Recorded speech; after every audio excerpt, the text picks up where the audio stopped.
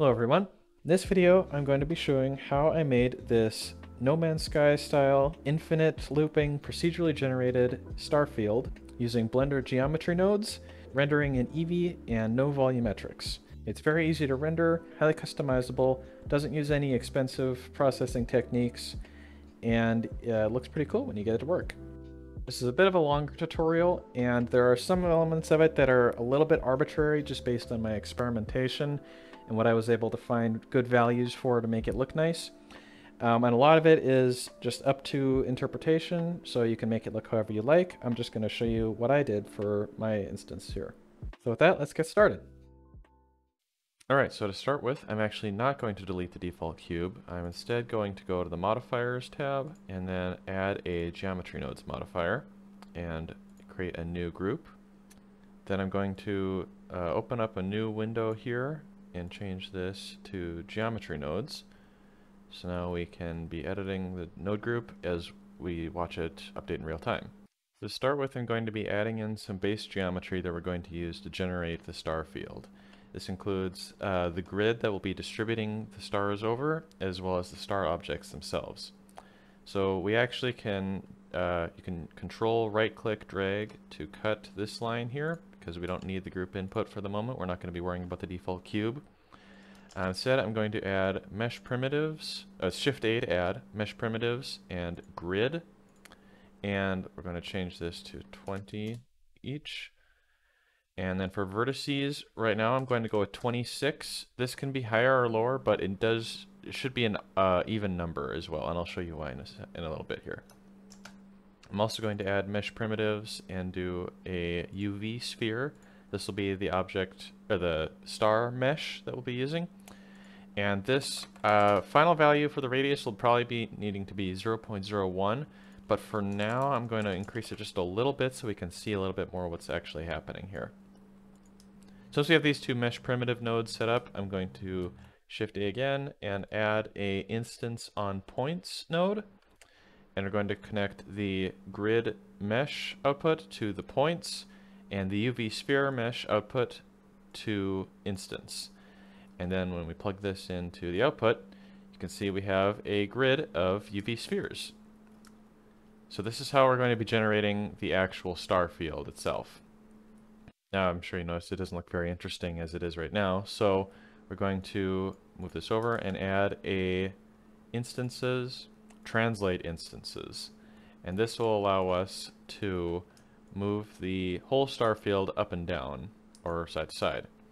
But this isn't what we want. We need to move each individual star randomly or separately from all the others. Now, one thing about this translate instances node, as well as a few of these other nodes we'll be working with, is that they have this diamond-shaped input socket here, and that means that it is capable of operating on individual instances in the generated geometry. You just need to have a proper input for that. So to do that, we'll start by adding a vector combine XYZ and connect that so that we'll be able to add in just the Z coordinate because we don't really need them to be moving side to side. And then we're going to add in a texture, noise texture, and connect this to Z. And you can see it has made some difference, but not a ton. I'm going to change these just to some arbitrary values that I'm working with. And you can see it's already starting to make a little bit of a difference here. And don't worry about these exact values. This is just close to what I ended up using in the final version, but they can be slightly different. As you can see, it is making some difference here. Not a ton of motion as I'm changing it, but it is displacing each individual star in this star field. So in order to get this up to a large enough displacement, we're going to add in utilities math. And so now it's just adding a complete, so right now it's just adding a fixed value, which is not exactly what we want. So we'll change this to multiply. And now we can up this to a significant extent, and they're all moving up really high, but they're all moving up at different values. So we have this more of a volume here now. In order to get it back down onto the ground, or to the ground plane, we'll duplicate this with Shift-D and put it in as well, and then change it to subtract and just decrease this value until we get the star field about centered about the origin here. So we'll probably want to tweak this as we go, but now we have a somewhat volumetric star field about the origin point, and we can modify it as we need just with geometry nodes. Now, alternative to this noise texture, another way that you can do this is Shift A again, and we'll just go and search a random value. And by plugging this into the Z coordinate instead, and increasing this as well, you can also get this volumetric effect. Now, if you want to be making a looping version of this star field, this is going to cause issues in the loop, because every time that this volume is generated, it's going to be a new random value. And so getting it to loop correctly will be difficult, if not impossible. So if you want to do a completely random one-time shot, you can use this approach and it'll work pretty well. But if you want to have this effect where you can loop through it multiple times cleanly, the noise option works better. So I'm going to go with that right now, since that's going to take a little bit more explanation. And before we go any further, we can go in and delete this light object here.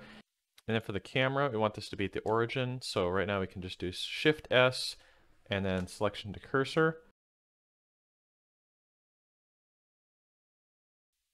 And then we also want to clear rotation. And then, just to keep things simple as we go further, I'm going to rotate this up 90 degrees. So we're facing forward along the y-axis. So now if we go in and view the camera view, you can see we have a little bit of a star field set up here.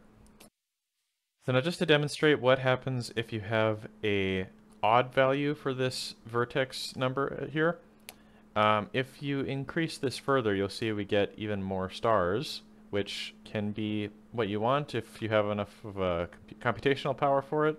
But if you want to be rendering it, you probably want to keep this lower for now. But if we temporarily mute this, so you see, so press M to mute the node, and then you can see we're back to the original grid again. If you have this as a odd value, you're going to have a star that's generated right in the center of the screen. And when you unmute this and there's a lot more stars, there starts to generate like a bit of a line straight up and down the middle here, which looks a little odd when the stars are flying at you. So I have just been keeping this as an even value to avoid that issue. So there'll be a little bit of a dead zone in here, but once we add in more star fields behind this one, it'll be much less noticeable. One last thing here is we're going to add in a set material node. We don't have a material for this so far, but since these are going to be instance geometry nodes objects, we're going to need to use this node in order to set the material for each star independently. So I'm just going to go in here and select all of this and Control J, and this is going to be our star field nodes. Now if you'd like here as well, you can also go in and connect these vertices values to an input on the group input node. So now we can go into the modifier tab and change this value from here. Make it a little bit easier to adjust the density of the stars depending on your computational resources. So next I'm going to be making instances of these instanced stars. And what that means is I'm going to take this whole star field and duplicate it in a line. So that way we have multiple of these star fields in front of us that we can be moving through. So to do this, I'm going to add another instance on points node.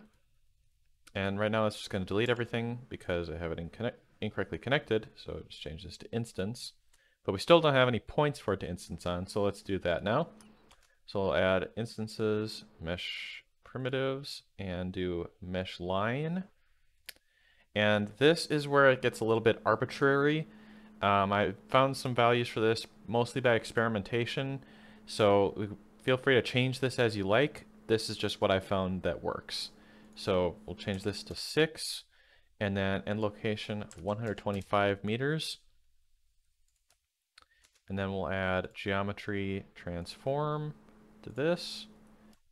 And then connect these. By the way, that is Alt right click and then drag, and you can connect two nodes together like that, and then control right click and drag to cut lines like so. All right, tangent aside, we can then add in a mesh to points node, and we'll connect those. And now that we have these points, we'll connect that to the instance on points.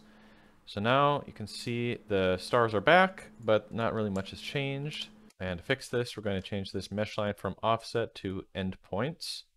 So now we just have two locations that we're working with, 0 and 125 meters. Then we're going to rotate this by -90 degrees, and is our line of star fields. So alternatively, you can try doing just a Y location for the end of the mesh line with no rotation, but since I have this set up previously using this rotation factor involved, I'm just going to be using that again just because for consistency's sake, since there are a lot of other rotation nodes involved here. So now if we go back into the camera view, you can see that there's a much denser star field here, and you can see that's looking a little more like what we're wanting to get. And again, too, if we go back here and change this again to an odd value, you can see that line down the center that I was talking about, which looks a little bit odd. So again, we're going to just keep that as an even number. And you can see there is a little bit of a gap down the center here, but we'll be able to deal with that again in the future as well. One more thing too here, let's add this into a group first. So Control J, and we'll name this instancing line. And then I'm also going to add in a mesh set shade smooth. So that'll make things a little bit cleaner on the surface of each of these stars. Alright, so now that we have a star field put together here, let's do the flying motion so that we can have this be flying through this star field. And to do this, I'm going to first add a geometry transform and put that before the shade smooth. You could probably put it afterwards, but just matching up with what I've done previously. And now you can see if we change our Y value here, we can move the stars past the camera and make it look like we are flying through the star field without actually moving the camera at all. So to work with this, I'm also going to do another combine XYZ node and connect that here. So we can work with the Y value independently. Now for this next part, I'm going to be using a node that is in one of the newer versions of Blender as of time of recording, and that is the scene time node. So this just exposes the seconds and frame of the scene more easily to the geometry node's environment. If you're in an older version of Blender and you're working on this, or another version that doesn't support this, another way you can do this is with input value, and then just do this hashtag or # frame, and that will give you a value that changes each frame. So this is just a simpler way of doing that, so we're going to be using that. And so for this, if we just connect this right now to the Y value, you see we get some motion here. It's in the wrong direction, but it is moving, and it was pretty simple. So we'll work with this here. We're going to do utilities, then math. And first we'll multiply this by -1, so we have the stars going in the correct direction. And then we'll also duplicate this. So with this multiply value, the stars will be moving a little slower or faster as you like it. Here I'm just trying to match it up more closely with the actual No Man's Sky intro scene. And again, too, your playbacks will be dependent on how fast your computer can render this. So if you're not able to keep up with the 24 frames per second default or whatever value you have set, it might look slower than this. But when you render it out, it will be moving at this speed that you have it programmed for. So now I'm going to add one more math node, and this is the tricky part here. And I'm going to be changing this math node into a modulo function. And what this does is it will divide our input value by this output value, and it will give you the remainder of that division. So it's not a division function, it's a remainder function, essentially. So now we go outside the star field here to see this view of the geometry, and you'll notice once this frame value gets to a certain point, it's going to loop around again back to 0 and start over. So essentially what we have is a motion that will be moving forward for a certain amount of time, and then it will just move back to where it started and repeat that motion again. So this allows us to create a looping effect without actually having to move the camera or the object that is generating this geometry. And this is where timing gets to be important, because you'll notice if we go back into the camera view, you can see when the new stars pop in the background. And in order to get this to sync up correctly and loop well, this is where it's going to be important to make sure all your values line up. So as you can see right here, it's not currently looping over again at frame 75 because we're placing this after the multiply node. And if we did put this before the multiply node, you can see at 75 is about when the loop occurs. But in order to keep everything synchronized well for the looping behavior of this whole output, I'm just going to keep it here as well, since this is what I did before, and this worked in the past as well. So I'm just going to be working with it as it is. To that end, I'm also going to add another math node as an add node and change this to 10, so we have a little bit of an offset here. So now the stars will be starting at approximately 0 on the y value instead of being right in the middle of it at the beginning. So we have a little bit better indication of when the new loop has to start. So this is a little bit complex mathematically, but if you just want to make a randomized star field here, you don't care about the loops, you can disregard this modulo business and just add in a longer mesh line here. So say we can just change this to 1,000 and increase our count, and you've got a lot more stars here as well. However, this is going to this will probably slow down your computer since there's a lot more geometry that it's rendering now, and yeah, you can see it's a lot slower to deal with. Versus this modulo setup will allow us to just reuse geometry, so that way it's a lot less stress on your computer. Alright, and last thing I'm going to do with the stars is we're going to break up this repeating pattern a little bit. So to do this, I'm going to be rotating each of these successive star fields after the first one. So I'm going to move this output over a little bit and add in a rotate instances node. And so right now it's not currently doing anything, but we'll add in a random value node here, and then a vector combine XYZ. And we're just going to rotate about the y-axis, since that's the axis that we're staring down right now, and connect this to the rotation. So now you can see we're just rotating everything here all together at once, which looks kind of cool. But we want to break this up instead of just having it be more of the same. So to do this, we're going to use the selection input on this rotate instances node. And so as you can see, this is a diamond input as well, so this can work on individual instances in this geometry.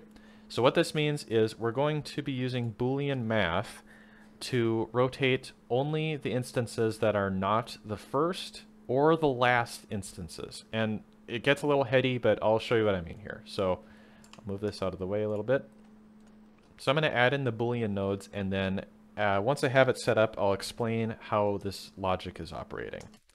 So we'll go to Utilities, Boolean Math, we'll use an and connect that to selection.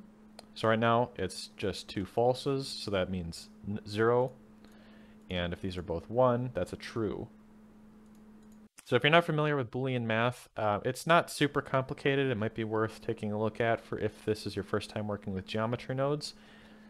But it's really not that complex, and hopefully I can explain it well enough just to show you how this is working in this instance here. So now I'm going to go to Utilities and choose a compare node. Connect this to the and, duplicate that, and connect that as well. I'm going to change this to integer, and not equal on both of them. And just for readability's sake, I'm going to add an integer input here, put that to B, and then duplicate that and put that one here as well. Now I'm going to go input index and connect this to both of these two nodes. And you can see that had some effect here. So what's happening is this rotate instances node is now looking at the index of the instance. So we have our 6 instances, as you can see here. And each of these has an index from 0, 1, 2, 3, 4, 5. So what it's doing is it's taking that index value, comparing it to 0, and if that comparison is, or if that index is not equal to 0, that will produce a true. And in this case, it's comparing them both to 0. Let's change this to 5. So now our first and last index are being used here. So it's performing that comparison twice now. So if the index value is not 0 or 5, and both of those things are true, so that it's not either of those values, then it's going to say, okay, we can rotate that instance, and it's going to perform this rotation operation. This is basically acting as a checklist, so that so it's basically asking, is this group 0 or group 5? And if either of those things is true, do not do the rotation. Otherwise, go ahead and rotate the star field. So hopefully that was a decent explanation. There is a lot of other resources you can look up for Boolean Math. Finally, I'm going to change this random value to 360 so we can get more rotation possibilities out of it. And now if we go back into our camera, you can see that it's broken up a little bit. There's still a bit of a concentration towards the center here, but we'll deal with that as we go along as well. So I'm going to group these together into some other groups.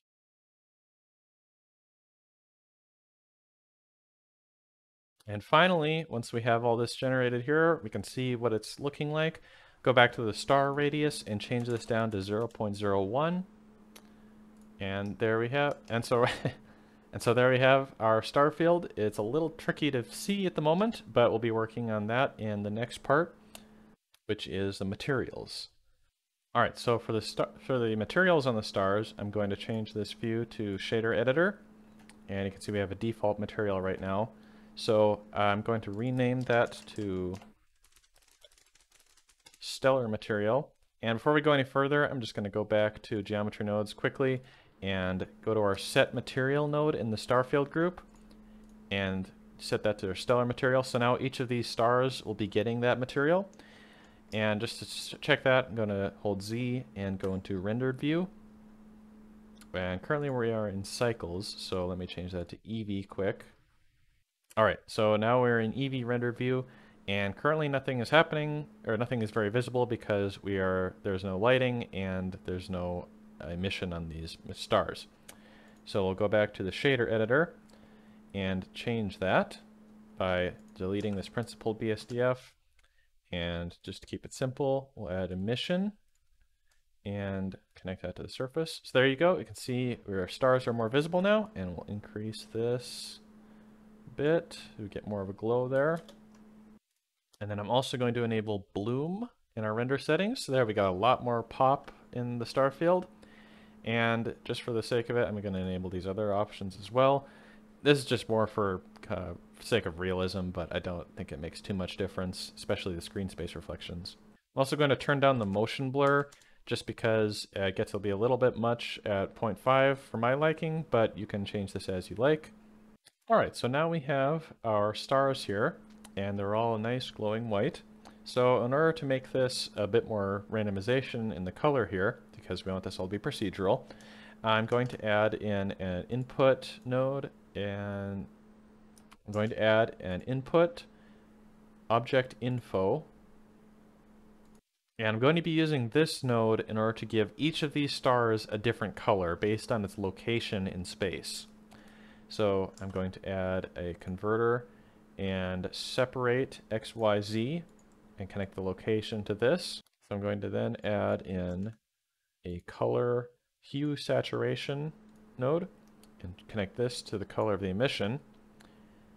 And now to get this hue saturation value node to work, I'm just going to change this color and increase that to red. And this is just arbitrary, it could be another color, but just to keep things simple, I'm going to do 0, 1, 1 for these values. Now we have our red stars here, and if I were to connect the location Y value to this node, then the stars will be changing color at each frame because as it's moving through time, the stars are moving along the y-axis. So just to demonstrate this, connect Y to hue. And we see we got our lots of colors here. But in each frame, you can see they're flashing and changing colors because at each frame, it's updating their color as well. So instead of that, I'm going to cut that here. If we use just X, then you see we got some nice colors here as well. But you'll notice that they're also grouped together a little bit. And so it'll be same colors will be near each other a bit. And this is nice if you'd like that. Also, it's a similar effect when you plug in just Z. You'll get these clusters of colors. To break that up, though, I'm going to add in a converter math and change this to multiply. And we're going to multiply the X and Z values together. And so now we get a bit more of a more random color scheme going on here. And so this is where it gets to be a lot more about what you prefer for color choices. You can change this hue value to change what sort of colors you're getting, or sort of like the saturation of colors. You can also add in a converter clamp node, and this will allow you to restrict the colors that you're going to be getting output from this. So if you prefer that, you can do that as well. But for now, I'm just going to keep that. I'm just going to keep it like we had before. Again, if you'd like to change the colors for your Starfield, then this is where you have some options to do that. So at this point, we have the major elements of this scene done, since we have our stars are moving towards us, and they are looping currently. So at this point, you could say this is finished. There's a couple of refinements we can do to make this a little bit more clean and loop a little bit better. Like for example, right now you can kind of see in the background once the new stars fade into the distance. And so in order to fix this, we're going to be adding in a few more nodes into this shader here. So I'm going to duplicate this object info node and also the separate XYZ, connect that. And here I'm going to be using a little bit of a trick due to our stationary camera. So since the camera is fixed at 0 in our coordinate system right here, we can take the star's location in reference to the camera's location and use that difference to fade in the stars as they get closer to the camera. So hopefully it'll make more sense when I just program it right here. So I'm going to add in a subtract node and connect the Y value to this on the second input. And we'll go with 30 as just a value that I found worked well. And then duplicate that, change this to divide by 100, connect those there. Now I'm going to add in a mix shader node, and we'll connect this to the second input there. And the first input will be a transparent BSDF. So this way, and then we'll plug this in here actually. And then finally we'll connect the divide to this mix value. And before we go any further, you can see these stars in the background are less visible, except that they are dark in color and so stand out against the background. So I'm going to go over here to the Materials tab, scroll down, and change this blend mode on our stellar material to alpha blend. And this is for EV only. If you're using cycles, you shouldn't have to worry about this. So now you can see our background stars. If we zoom in, our background stars are transparent, and the ones that are farther away are starting to fade in towards us as they get closer. All right, so now that we have the Starfield put together, I'm going to go back into the geometry nodes and make a couple adjustments just so that things look a little bit nicer in the camera view. Now we have a colored Starfield to look at instead. I'm going to increase the multiply value on our noise texture a little bit to give us a bit more spread in the stars, and also increase the subtraction value to put that back centered over the camera. Again, this is just up to you. You can customize this however you like. I'm just making it a little bit closer to how I did originally, and so that it looks a little bit nicer here. Now another somewhat arbitrary change I'm going to make here is that based on the timing function as I have it set up right now, I'm going to change the end frame to 790. This is based on some experimentation and just what I found that works. And this is going to make it so that once the scene gets to the end, it will loop around properly to the beginning again without any cuts. And this is just based on the current time setup that I have going right now. If you change these values, this end frame will be different. So this is also dependent on the size of your instancing line as well. So if the instancing line dimensions or count or these time values are different, you'll need to experiment with changing this end value. And the way you want to do that is such that once the scene reaches the end frame, it should be in near the same position. The stars should be in the near same position as they are at the first frame. They can be offset a little bit because there is motion going on here. But you want these frames to be very similar to each other, such that once the new loop begins, there will be the difference in between there will be accounted for by the motion of the stars. So again, this is somewhat arbitrary, but just based on my experimentation, this is what I found worked pretty well. All right, so now that we have the Starfield set up, let's go in and add some color into the background. So it's not just this gray void that we're in. It can actually be in a colorful void. So we'll change this over to Shader Editor. And on here, we'll change this from Object to World and press Home to view what we've got so far. And it's just a gray background, which is pretty boring. So we're going to keep these nodes in as it is, but we're going to add in another color and then that hue saturation from before. And we'll connect that here. And now it's just white. So we'll change this to red for now. Now I've got some color. But we want this, if we're going with the same background as in the No Man's Sky intro, we'll want this to be changing color slowly, over time. So we're going to add in a converter math and change this to a sine function. And connect this to the hue. So we got a different color now. And then we'll add in an input and a value node. And I'm going to do that hashtag frame trick I mentioned earlier, since there's no scene time node available in the shader editor, at least as of time of recording. So now if we connect this value to our sine function, then at each frame, the color of the background is going to change. However, right now, the way it's set up, it will change very quickly. So every frame, the color will be very different. So I'm not going to play the scene right now because it's very obnoxious. So in order to change this, or slow this down rather, I'm going to duplicate this function here and change this to a multiply. In order to keep this looping, I'm going to add in another math node and connect this to our multiplication here and change this to divide. And to work with the sine function, since this is a periodic function, I'm going to add in divide pi.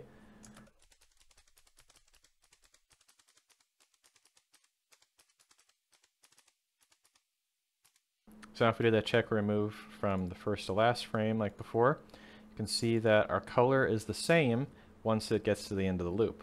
So that way, once we complete the loop, the color will be at where it was when it started, and it will be a seamless transition.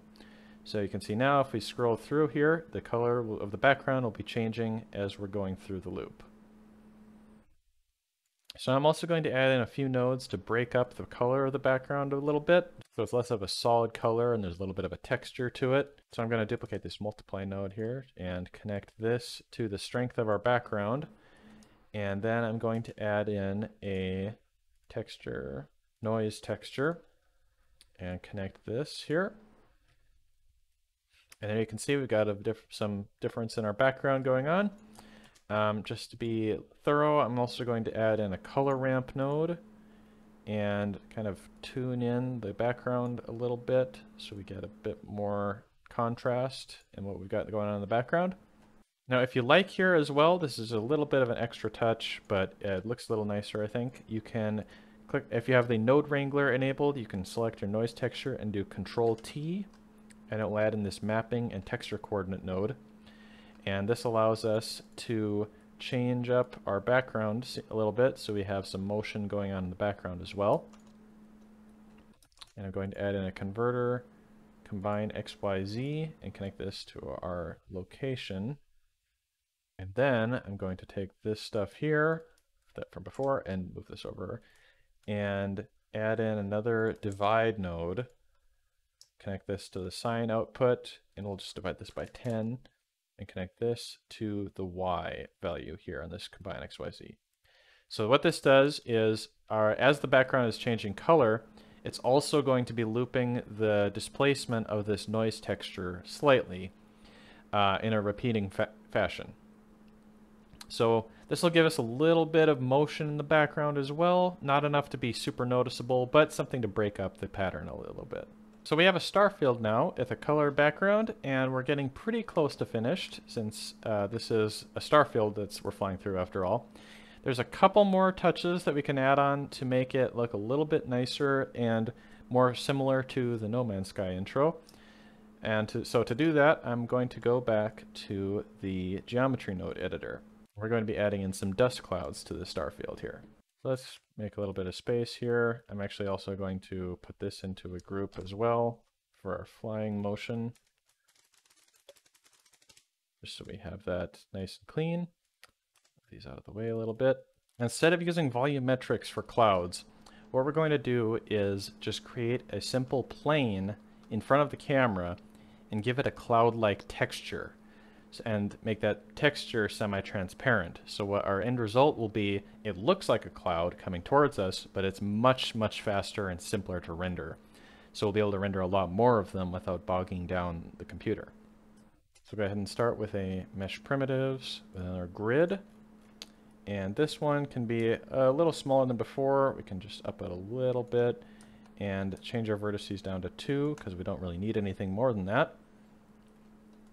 And then we'll do an instance on points again. And here I'm going to be essentially duplicating our instancing line function from before. Just slightly different in order to fit in this pattern that we need for this purpose. So mesh primitives again, mesh line, geometry transform, and then mesh to points. And there's our instancing. And to see what we're working with a little better, I'm actually going to cut this output here and connect just this mesh instancer to the geometry node's output. So now you can see, actually let's go into solid view again just to make it a little easier to see what we're working with. So now you can see we've got a group of these planes lined up in a pattern here. And we can adjust that pattern with this mesh line, changing this mesh line node. We'll change this to 3 and with an end location of 12. And then I'm going to rotate it by -90. So now we have these 3 planes lined up in front of our camera. And this is actually going to be one group of clouds that we're going to instance again over the length of the duplicated star field.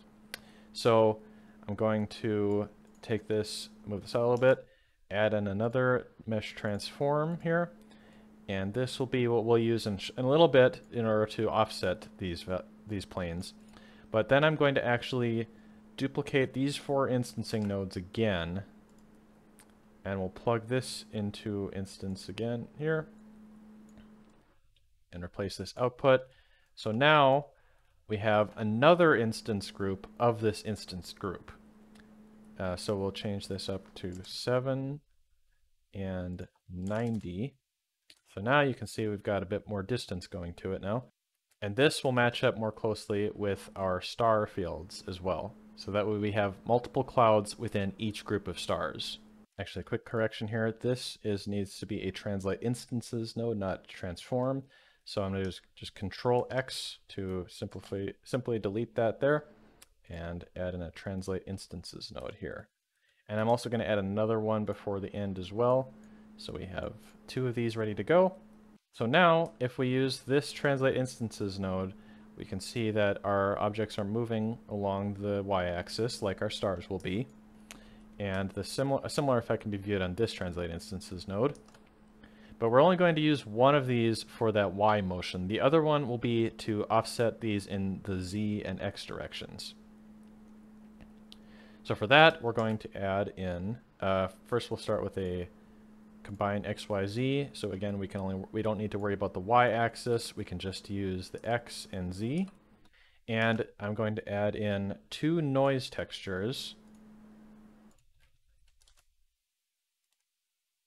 and connect the color of these to X and to Z. So this will give us some little bit of variation in our displacement along these two axes. So for the sake of consistency, I'm just going to change these to what I did before. And then I'm also going to add in utilities math, duplicate that, change this to multiply. And one more time, duplicate, change this to subtract, duplicate that again. And again, I'm going to, so now similar to our Starfield, I'm going to use this multiply and subtract combination in order to get our distribution to be a bit more, have a bit more spread in our distribution. So now we've got a little bit of a spread on our planes throughout the distance that they're being instanced on. And one more thing, I realized I forgot that we need to rotate these instances so that they are facing the camera. I can change that instance on points nodes here with this rotation. And then I'm going to change this from Z to Y as a result of that rotation. So now if you look down the camera, you can see that we have these planes that are facing the camera that can be animated to move towards us. Now the reason I use 2 noise textures here instead of 1 is you'll notice that if I connect this instead with just 1 noise texture here, as you increase these values, you get this sort of a diagonal offset here. So they kind of tend to be along that diagonal line rather than spread out more randomly. So I'm just working with 2 of these instead. So if you'd like to do a random version instead of this looping version, you can use random values here instead of noise textures. However, this will make it harder to create a seamless loop, so I'm just going to be sticking with noise textures. But if you would like to change this, you can just use a random value instead. And you'll need to tone down your multiply and subtract functions to fit them back into the screen. But for now, I'm not going to be using that, so I'm just going to let you know that's how I did it here. All right, so now we have this offset in the X and Z directions. I'm going to add in I'm going to work with this other translate instances function to add in our flying towards the camera motion. And for that, I'm going to add another combine XYZ node. I'm just going to duplicate this one for simplicity. Connect that to translation. And then we're going to connect this combine XYZ node to the output of our flying motion. Connect that to Y. And now if we play, you can see the cloud planes will be moving towards the camera.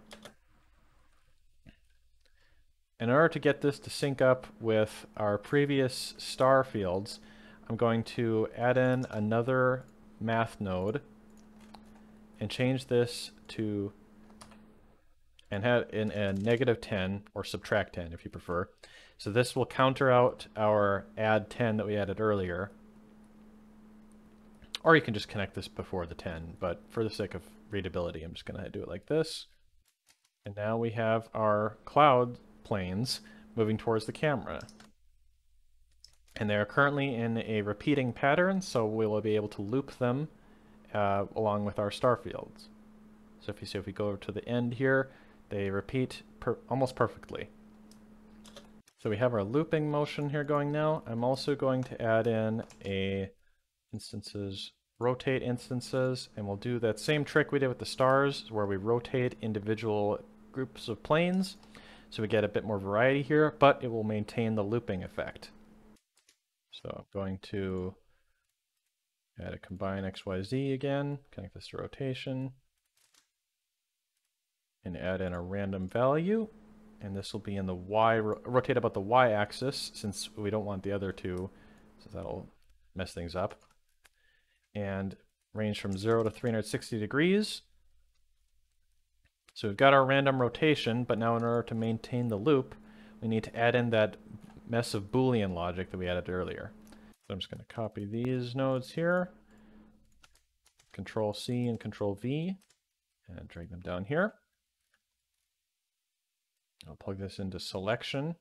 Now because these planes are more closely packed together than the stars, and because there's more of them than the number of Starfield groups, we actually need to duplicate this setup again and then add another and connect these two as well. Because we're going to be not rotating the first two and last two planes. I'll show you what I mean in a second here, but I'm just going to add in, change these values to 0 and 5, and 1 and 6. And so now you can see we have this looping pattern again with the rotated planes in the middle, but it's still seamlessly looping in between. So the reason we're adding another set of these Boolean logic nodes is because since there are more of these planes visible to the camera at any point in time than there are groups of stars, we need to have more of these planes visible in front of the camera in order to preserve the looping function. So as you can see here, by the time the modulo node takes effect and the loop starts over again, there are still several groups of planes visible, and we want those groups to be continuous such that the loop keeps on going seamlessly.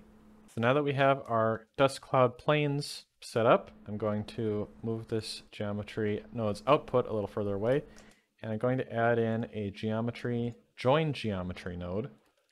And I'm going to connect in the output of our Starfield node groups into this. Oops. And I'm also going to connect the output of our dust clouds group into this, and make this the output of our node group. Now if we go into our camera view, you can see we've got our stars and planes, and go to X-ray view so it's a little easier to view. And let's put all of this into a node group. One more thing we have to do before we move on to the materials is we also need to add in this set material node on the dust clouds in order to give them the material we want. And this is going to be a new material, so we'll go over to work on that now. All right, so now we have the dust clouds showing up in our scene. If we go to rendered view though, they're just flat planes. So I'm going to go into the shader editor and we're going to make, and we're also going to switch back to object. We're going to make a new material. I'm just going to click this in order to make sure we save this material just in case anything happens. And unlink data block so we can have a new material go in here. So this is a bit more complex of a material we're going to be making here. So I'm just going to delete the principal BSDF. And so for these dark dust clouds, I'm going to be mixing several shaders. So we will add in a mix shader and then a transparent BSDF and a translucent BSDF. And this translucency will be dark. So we want dark color clouds. All right, so now that we have our node set up correctly, we are just getting these black planes in our view, which isn't going to work. So we also need to go into material properties again on this new material. In fact, let's rename this to dust cloud dark and change the blend mode again to alpha blend. And there you can see we have some translucency going on. So now as we change this mix value, we can make it darker or lighter up to transparent or completely black. So I'm going to go through this next part a little bit quickly, just since there are a lot of nodes here, and I'll explain what all the nodes are doing as I get each block of them set up. So we're going to start by adding in a noise texture, since of course we need that for our cloud shape. I'm going to then add a color ramp to able to fine tune this noise pattern. And I'm going to actually add an invert node as well to the color output. And I'm going to duplicate that again actually, because we're going to need a mix RGB, and this will be coming in a minute here, so I'm just going to mute that for now. And finally, I'm going to give us a converter math power node to fine tune this color ramp, second color ramp, a little further. When I connect that to the mix node, currently it's all black, so I'm going to go in and fine tune our noise texture a bit, as well as this second color ramp. And until we have this color ramp set up, I'm going to mute that. And now you can see we have these little splotches of dark color. So now I'm going to click on the noise texture, do Control T again with the node wrangler, so we get this mapping node. And now I'm going to add in a vector. Now I'm going to add in a converter, combine X, Y, Z for our location. And I'm going to use that same trick we used for the star color in changing their color based on location. I'm going to add object info and instead change the shape of the cloud based on its location in space. So I'm going to separate X, Y, Z because we don't need the Y coordinate again.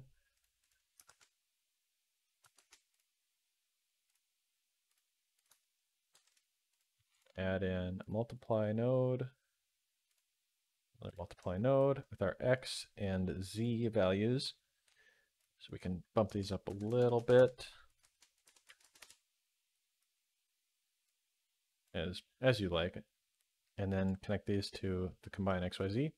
And now we have our different patterns of clouds based on their location in space. However, you can see that there's these sharp edges here, so we need to add a mask in order to reduce that effect. So for that, I'm going to add in a gradient texture, a color ramp, and another power. Up to this a little bit. And connect this to this multiply node here. Actually, that needs to be changed to multiply.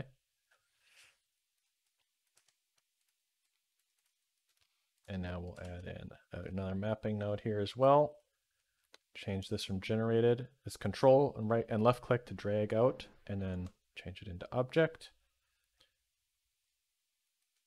Pull back our gradient a color ramp a little bit, and change the gradient type to spherical.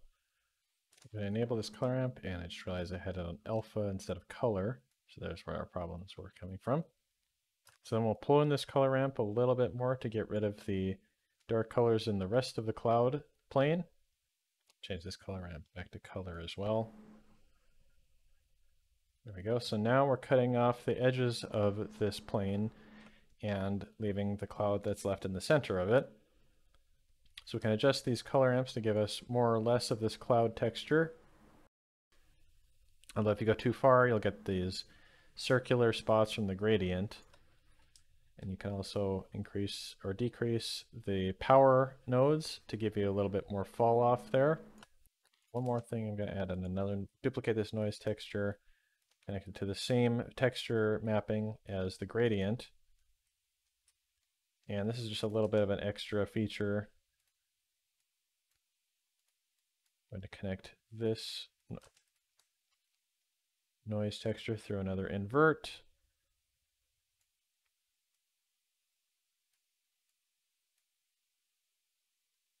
This will give us a little bit more variation in the gradient as well. So not necessary, but it does add a little bit more to the color, to the variety. So that's the framework of the cloud shader put together here. As you can see, it doesn't really look great right now, so let's go in and dial in our color ramps to get the shape and size of the clouds that we want.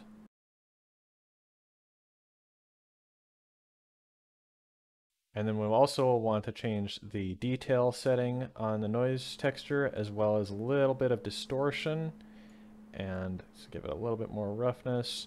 That gives us a much nicer cloud-like effect here.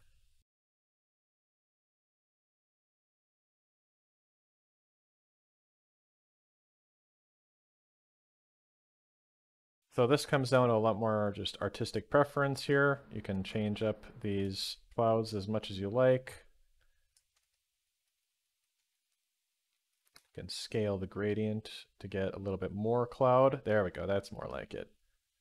So yeah, I think I'll leave it at that for now. So we've got these nice dust clouds in our scene that will be moving forward with our camera and our stars. However, as you can see, once it reaches the end of the loop, they pop back in at the end there. So in order to fix that, we're going to use that same fade in and fade out trick that we did for the stars. So I'm just going to go to the end here, duplicate this mix shader again, and add another transparent output shader. Connect that to the beginning here. And we'll do another object info converter, separate XYZ, add in a math as a subtract, and we'll use the Y coordinate out of here. And from that, we'll subtract that from 30, which will be our fade out distance, or fade in distance rather. Duplicate this again, and we'll get a divide, and divide this by 10 to slow it down a little bit. And finally, we connect this here. So then we get our clouds fading in as they get closer to the camera. And we just noticed here we have a little bit of a sharp edge showing up still. So to fix that, I'm going to go into the gradient settings and move that up a little bit so we have the gradient moving away from the edge of the plane. And then I'll also put these into a group just to make it a little bit easier to see.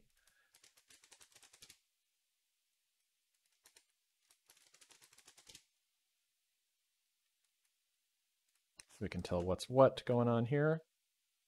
All right, so now we have our dark dust clouds in our scene. They're fading in as they're getting towards the camera. And depending on how you like it, you can adjust how dark or light they are, how much transparency there is. You can adjust this to your liking here. So this again comes down to artistic preference. But yes, we got the dark dust clouds. And then we can go back into geometry nodes if you'd like to change the placement of them, if they're maybe not exactly where you want them to be. You can change the noise function here, noise texture here, and you can see it makes quite a difference in the actual cloud output. This way we can give them a little bit more different locations.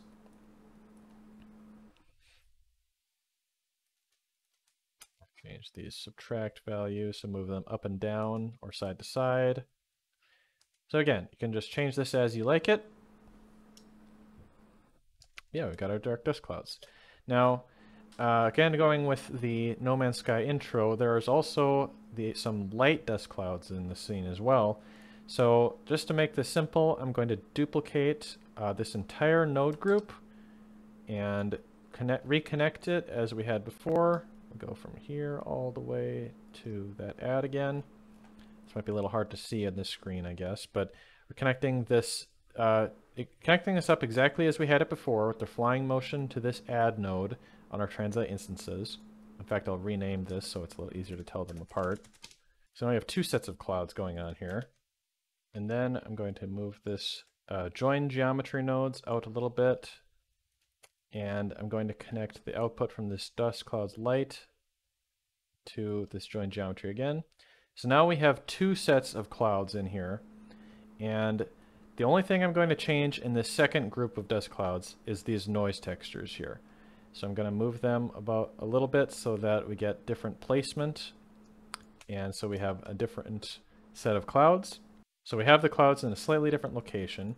I'm going to go back into the shader editor now and duplicate this dust cloud dark material. So we have everything exactly as we had it before. Only this time, I'm going to rename this dust cloud light so we can tell them apart. And the difference is this time, instead of just translucent black, I'm going to actually switch these here. Delete that. I'm actually going to use an emission shader instead. And for this, I have to adjust the color ramps a little bit.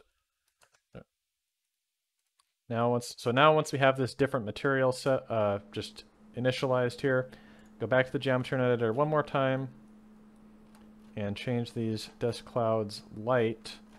The set material node, we want that to be our new material. And as you can see, it's giving a different material to our light dust clouds, but still needs some work because they're just white planes. So we'll go back here and adjust our color ramps a little bit. Same with the power nodes as well.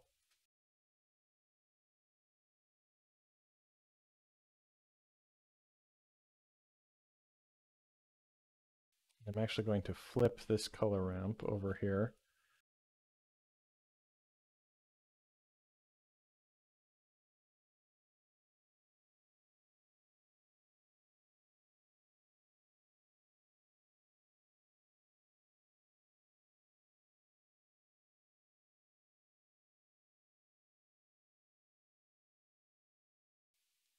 All right, so I got something that looks pretty decent for the shape of the clouds here. And one more thing we got to do is change this emission color. It's a little bit too strong right now, so we'll drop that down just a little bit, make it a little bit more translucent. And then we can also add in a changing of color for these light clouds with a hue saturation node again. This isn't essentially necessary, but if you'd like to have these clouds be changing color as the scene background changes color, you can do that like this.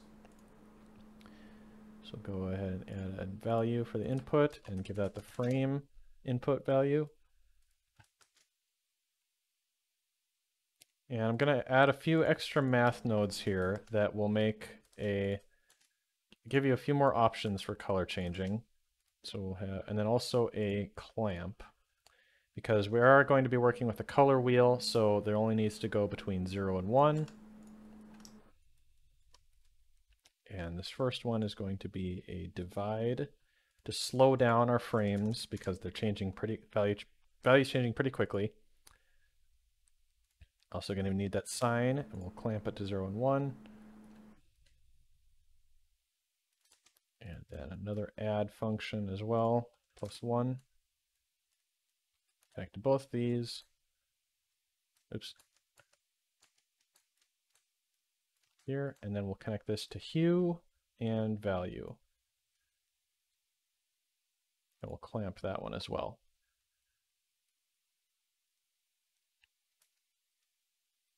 And finally, we'll change this color down to red.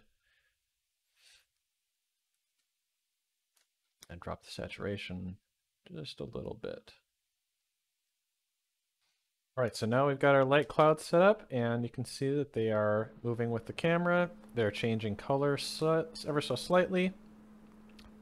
And there's maybe a little bit too strong as they are now. So I'm going to decrease the saturation just a little bit. Again, this is the artistic part here, so you can change this as you like. Maybe a little bit too dark, so we can fade them out a little bit more. And they're also not spread out too well.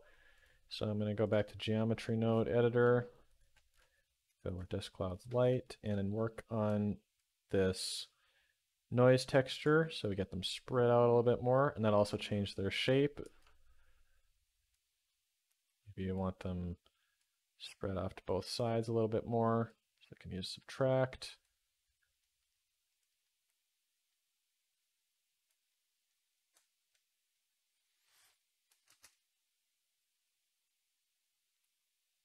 I got them centered on the camera here. That's a little bit repetitive, so I'll move them off to the side.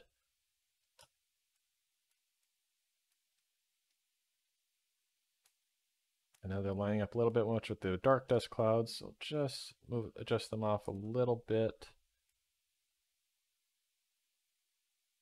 Not quite the same every time.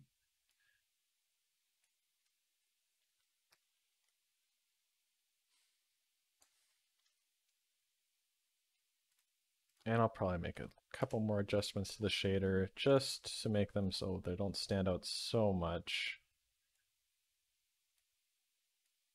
Just need a little.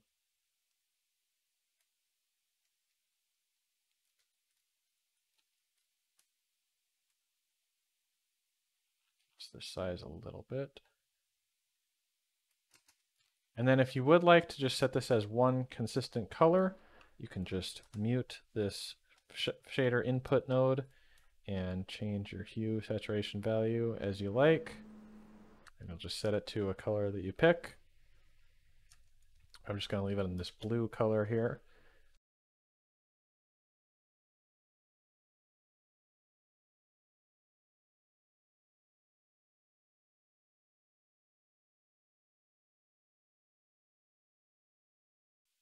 There you go. We've got these nice light little dust clouds in our scene. Just break up the scene a little bit more, give it a bit more variety and variation. Now you might notice too that when the color of the background and the clouds is different, there is this sharp border between the clouds and the background. And so we'll fix that in compositing in just a minute. I want to add one more little detail here. If we go back to geometry nodes, this is maybe being a little nitpicky, but in the No Man's Sky intro, all of these little stars have a small trail behind them. And I want to figure out how to duplicate that effect, these little motion trails. So to do that, we're going to use the geometry nodes editor again. Go back to the Starfield setting where we generated the stars themselves. And we're going to add in a mesh primitive cone. And then also add in geometry, join geometry, connect this to our join geometry. And the cones are very big right now, so we'll add a transform node here. Get these out of the way quick. Just move stuff around a little to give us a bit more room to work with here. We'll scale these down pretty significantly. Right about there is good. And rotate them by -90. So they are now lined up with our stars. And we're going to scale them in the radius even further so that they're very thin. But then we're going to scale out the depth so they're dragging behind the stars. And now if we zoom in here, see we have these little trails behind our stars. So I'm also going to drop the vertices down because we don't need them to be highly detailed. It's just going to take up extra geometry and extra memory in the scene. So now, if we go into our camera view, you can see we've got little motion trails behind the stars. It's pretty minor and more visible at close-up, so if you want to increase the depth on the cones, you can see them a little bit more noticeably. Again, this is just a personal preference. If you like this, you can enable it. If not, just mute this join geometry and it'll get rid of those, or just don't add this at all. But for the sake of duplicating the No Man's Sky intro, I just added this just to be thorough. And so the final thing we're going to do with this is fix for those harsh edges on the light dust clouds, as you can see here. So I'm going to render a scene quick. It's not showing up in the recording, but I'll go into compositing here and you can see it. So on the compositing tab now, we have the current render open. I just did it before here. And we're going to just add a couple of nodes to make it pop a little bit more. To fit, make it a little easier to see what's going on. Move this down as well, so we don't need that. So I'm going to add in filter glare and connect that to the image output. And then do a color mix. Connect this glare to that and change it to add. And we're going to change this from streaks to fog glow and keep it on medium. We'll put this up to a 1. So we're only getting, so if we look at preview of this with Control Shift left click, you can see we're getting a nice glowing effect on each star. And we'll increase the size a little bit. And we'll Control Shift click back here to see the output. So that makes the stars a little bit brighter, nicer, but it's again giving this harsh edges around each of the stars. So to fix that, move these out to the side, I'm going to add in color, a brightness contrast node, as well as an exposure node. And so I'm going to first drop down the contrast. So this smooths everything out a little bit. So it looks a little bit airier, cloudy, a little like more of a mist. But then I'm going to reduce the exposure a little bit to get some of that original bright variation in brightness back. So you can see there's not really much of a border around the clouds or the stars. It just fades together pretty nicely in between them. And so when you render this out, you don't have to worry about that effect going on, although in the viewport it will still be visible since it's not using the compositor in this version. There is a viewport compositor and some of the, sounds like it will be in the newer versions of Blender. I don't have that set up here right now though, so you can also use that to test it out if you have that enabled. And one final note on the looping effect of this with the shaders is that if you go into world here, you can see we have our dividing by 790 on this frame value to get us the looping background color. If you would like to make the scene multiples of 790 frames long, you can do that as well. So I can do 1580 frames. But in order to keep the color looping properly, you can also change this value back to 1580 as well. So that way you'll still get your looping effect, but you'll also get the full range of colors in the background throughout that full time. Now, if you'd like to as well, one other little trick you can do with this is go to the camera itself and enable depth of field, and you'll get a little bit of this bokeh effect on the background stars as they're further away from the camera. And if you decrease this focus distance significantly, say to just 1 meter, you'll get an even stronger bokeh effect. So this would be kind of neat for maybe some abstract visualization of some sorts, or however you want to use this. And you can drop it down even further for a more significant effect, or you can increase it and it's pretty much the same as before. So I didn't use this in my version, but if you want to use this technique for making some other sort of infinite looping scenes, this might be useful for you. And lastly, just remember that since this geometry node setup is tied to your frame rate, changing this will cause it to move faster or slower based on the 24 frame default. So right now my computer is only able to render it at 30 frames per second, so the change isn't too significant. But if you render this out at 60 frames per second, everything is going to be moving much faster than if you did it at 24 or 30 frames per second. So just something to keep in mind to make the output how you like it. So there you have it. There is my tutorial for looping No Man's Sky loading screen Starfield. Hope you found this useful. This is my first time doing a tutorial of this length, so hopefully everything was explained well enough. And if you'd like to, you can change this up into making a different sort of infinite looping effect, and if you do, I would love to see it, so let me know in the comments below if you make any variations of this.